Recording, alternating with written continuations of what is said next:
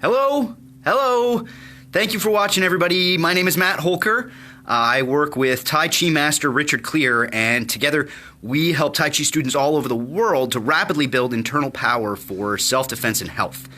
And so thank you for joining me today. I want to be talking just a little bit about a Tai Chi secret that you can do now, that's very simple to do now, that is going to determine the future success of your Tai Chi, or very possibly can determine the future success of your Tai Chi.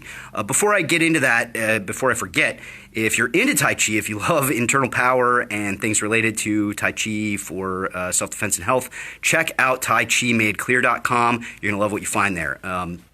So the secret that I'm talking about is it is a Tai Chi secret in terms of it'll develop your skill very, very quickly. It'll help you to have success in the future when you get to the right stage in your development.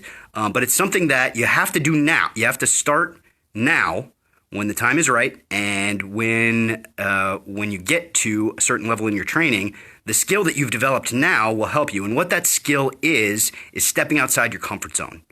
Basically, you just got to get in the habit of doing things that you're not used to doing if you really want to build Tai Chi skill. And so one of the reasons that I'm talking about this is that I'm sitting here right now in New Jersey Tai Chi, in Verona, New Jersey, just outside of Newark.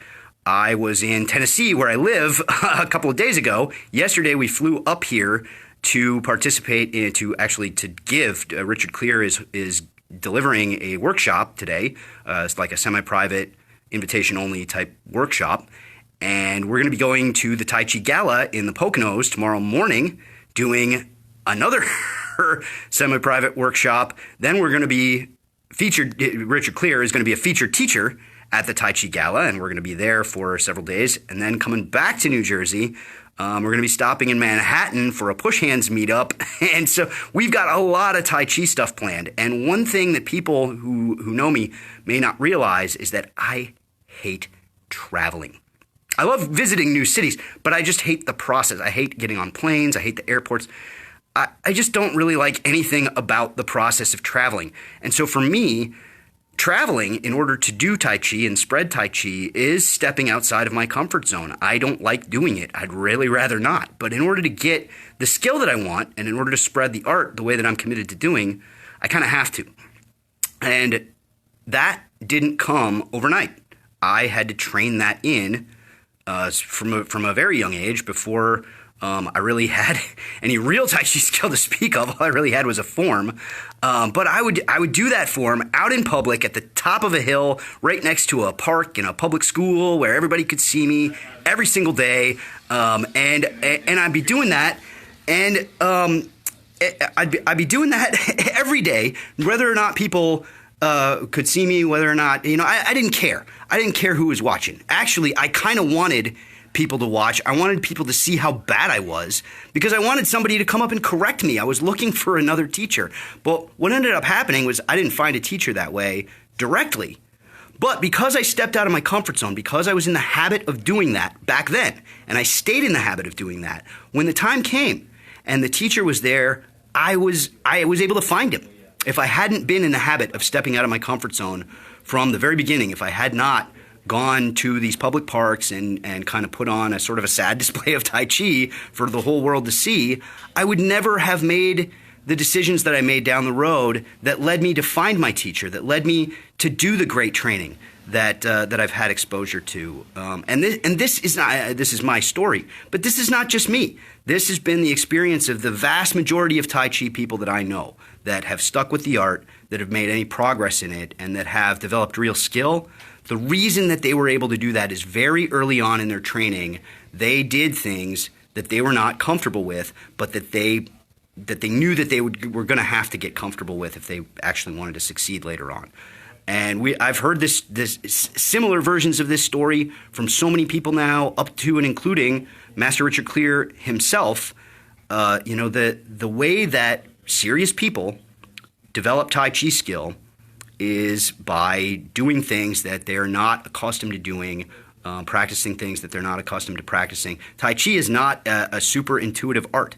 And so if you're looking to get a bunch of Tai Chi skill and internal power in a way that's very comfortable for you, and that where you are not going to be ill at ease at any given point, it's probably not going to work. If you really want real Tai Chi skill and you want to have success later in your training, then the best thing you can do for yourself right now is to start doing things with your Tai Chi that are uncomfortable for you. Go to meetups, put hands on with strangers, get hands on with people that you don't know if they can beat you or not. If they beat you, try to learn from them. If you're beating them all the time, try to share with them.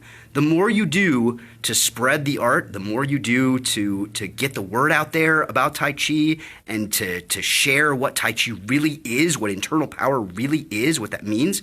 If you share that with the world, you are likely to get a lot more out of it than you gave. And if you don't, then you're going to plateau. You're going to be kind of stuck where you are. And so please, obviously my experience of this is my own. But everybody that I've talked to, practically everybody that I've talked to about this, who has any skill to show for their Tai Chi practice, at some point, the way they got it was they did something that they weren't totally comfortable with, and it worked. It's not something that's going to pay off necessarily right now, but get in that habit, and then when the time comes, you'll get it. You'll understand why. It's an important part of your Tai Chi training. Even though it has nothing to do directly with Tai Chi, the mindset has to be right for you to get Tai Chi. If your mind isn't right, all the training in the world isn't going to help. It just won't. You can have the top, best quality instruction available, and if your head isn't on straight about it, you're not going to get the skill to show for it. So please, take my advice, take it with a grain of salt, but find ways to step outside of your comfort zone with your Tai Chi, whether it be practicing in a park or putting hands on with strangers, or like in my case at one point, I used to go and put up a sign that said free Tai Chi lessons and start doing form.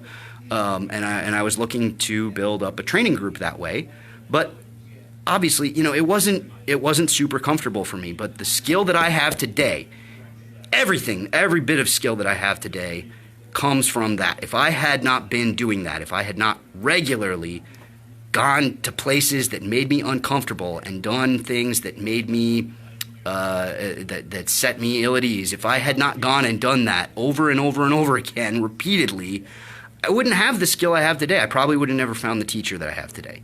And so I encourage all of you to take that advice in whatever form you find it useful in, and please go step outside your comfort zone. Please do the things that you find to be difficult with Tai Chi. Make that extra effort. It will pay off in the end. In the meantime, if you like Tai Chi, if you're interested in this, if you're already thinking about it, if you've heard everything that I said and you're already planning on how am I going to go step outside of my comfort zone today, that's great. Please do that. Go to taichimadeclear.com first and check that out. And then head out, step outside your comfort zone, get hands-on with everybody you can, do the work, keep up the great training, and I hope to see you more next time. Thank you very much.